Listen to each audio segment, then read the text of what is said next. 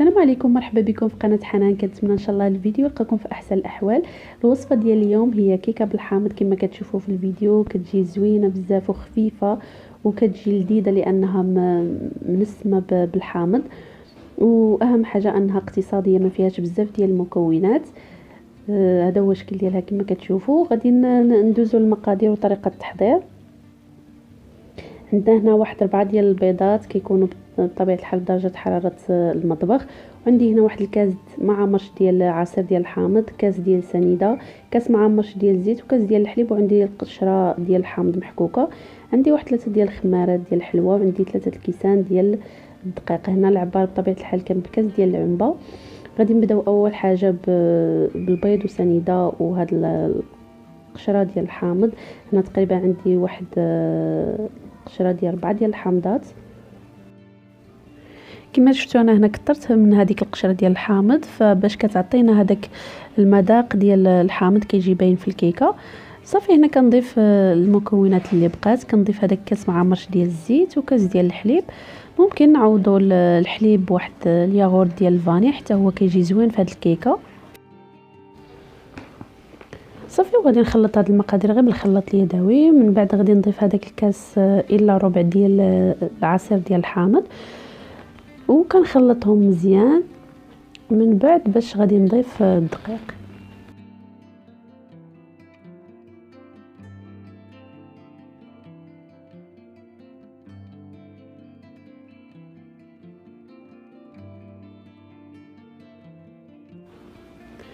هنا غادي نبدا نضيف الدقيق كاس بكاس، يعني كل كاس مع ساشي ديال الخميره ديال الحلوى.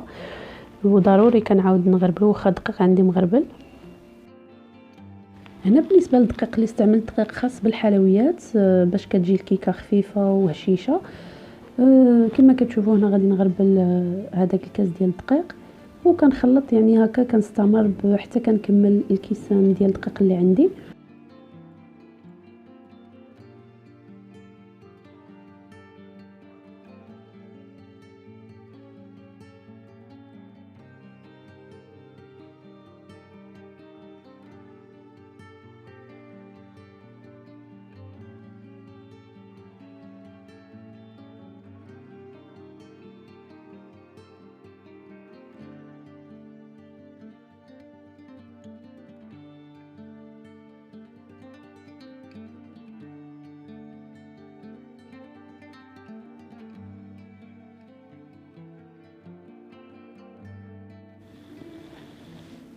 هنا بالنسبه لهاد الكيكه كنحاول كما قلت لكم كنحركوا او نخلطوا بهذاك الخلاط اليدوي، وحنا كنطلعوا يدنا الفوق يعني باش كندخلوا لهذاك الهواء وكتجي خفيفه من الداخل.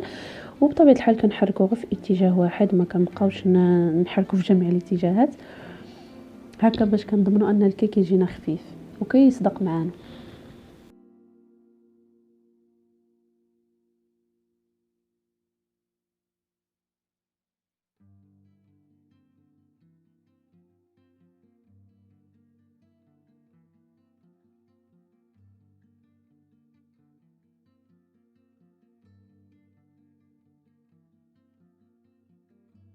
بالنسبه للمول هذا اللي غادي نستعمل دهنته بشويه ديال الزيت ورشيته بشويه ديال الدقيق، وغادي نخوي فيه هذا الخليط. من بعد غادي ندخلها للفران.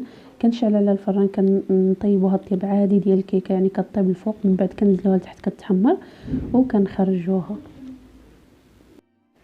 بالنسبه للمده ديال الطهي كتاخذ ما بين واحد 35 حتى 40 دقيقه، وضروري ما كنفتحوش على الفران حتى كدوز 30 دقيقه باش الكيكه ما كتهبطش.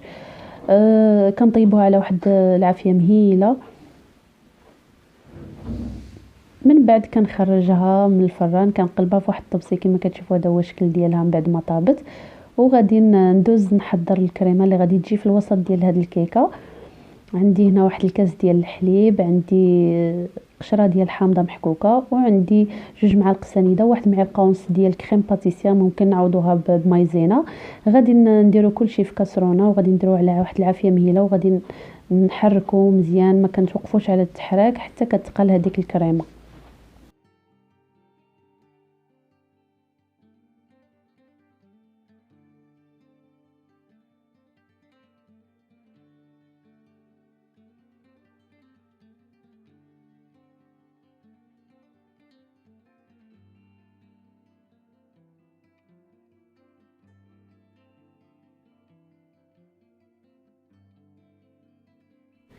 هنا من بعد ما تقالت هذيك الكريمه غادي نضيف لها واحد المعلقه ديال الزبده وكنحركوها باش كتذوب.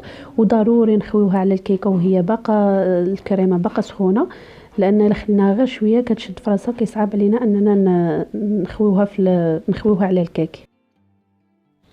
من بعد ندخلها للثلاجه غير كتشد في راسها شويه، وكنخرجها نكمل هاد التزيين ديالها. ومن بعد كنرجعوها للثلاجه كنخليوها حتى كتبرد مزيان.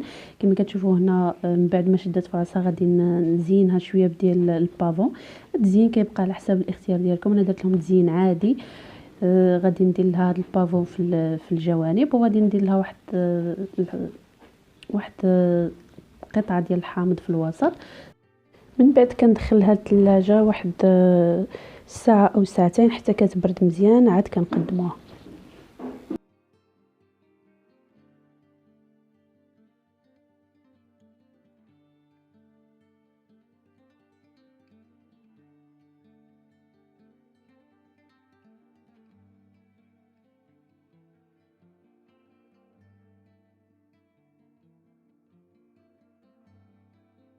هذا هو الشكل النهائي ديال الكيكه اللي حضرت معكم اليوم. كنخليوها ضروري تبرد عاد كنقدموها. كتجي رائعه ولذيذه وخفيفه.